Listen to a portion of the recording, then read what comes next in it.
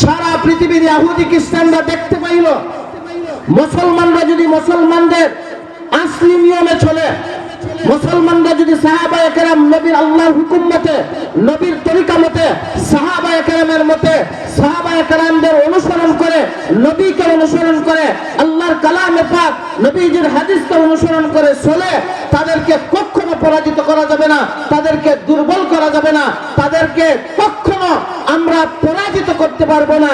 পরাজিত যদি করতে চাই তাইলে আমরা তাদেরকে বিভিন্ন ভাবে তাদের ঈমানকে দুর্বল করে দিতে হবে। তারা পরিকল্পনা করলো, তারা চিন্তা করলো, কইরা কিতা করছে জানেননি?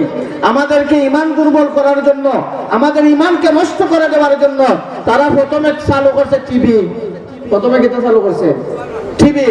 আমাদের মুমিন মুসলমানের ঘর ধরে এই টিভি আসার পরে আমাদের ঈমানকে আস্তে আস্তে ইসলাম থেকে, কোরআন থেকে, হাদিস থেকে, শরীয়ত থেকে আমাদেরকে সরাইয়া দিছে।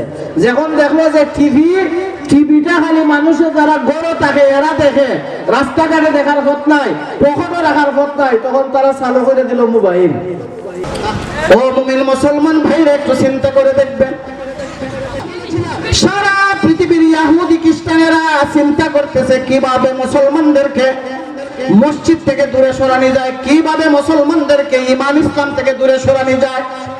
সারা পৃথিবীর মুমিন মুসলমানরা বিভিন্ন ভাবে তারা মিটিং করে।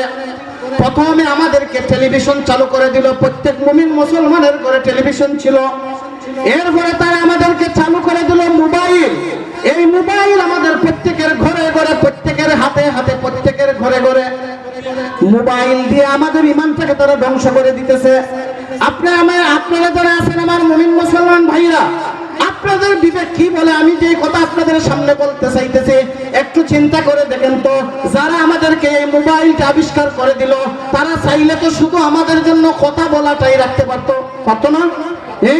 এটার মধ্যে প্রথম চালু করে দিল ভিডিও ফোন, এরপরে চালু করে দিল যারা পৃথিবীর মধ্যে যত নাজায়েজ নাফরমানি কাজ আছে সমস্ত কাজ আমাদেরকে ঢুকাইয়া দিল। এরপরে আমাদেরকে ঢুকাইয়া দিল যুবক সমাজকে নষ্ট করার জন্য, যুবক যুবতীদেরকে নষ্ট করার জন্য অনলাইন গেম চালু করে দিল, জুয়া চালু করে দিল। এরপরে আপনার বিভিন্ন ধরনের বিভিন্ন ধরনের অসামাজিক কার্যকলাপ আমাদের এই মোবাইলের মধ্যে ঢুকাইয়া দিল। এই ঈমান বিধ্বংসী জিনিস আমরা ফকট রেখে ঘুরি, আর গান বাজনা, কোরআন হাদিস বিরোধী যা আছে সবকিছু দেখি। আস্তে আস্তে আমাদের কলবটা নষ্ট হয়ে গেছে, আমাদের ঈমানের পাওয়ার নাই, কোরআনের কথা আমাদের ভালো লাগে না, হাদিসের কথা আমাদের ভালো লাগে না, নবীর সুন্নাত আমাদের ভালো লাগে না। এরা যে প্ল্যান করছিল, এরা যে ষড়যন্ত্র করছিল যে মুসলমানদের ঈমান দুর্বল করে দেব, এরা সাকসেস।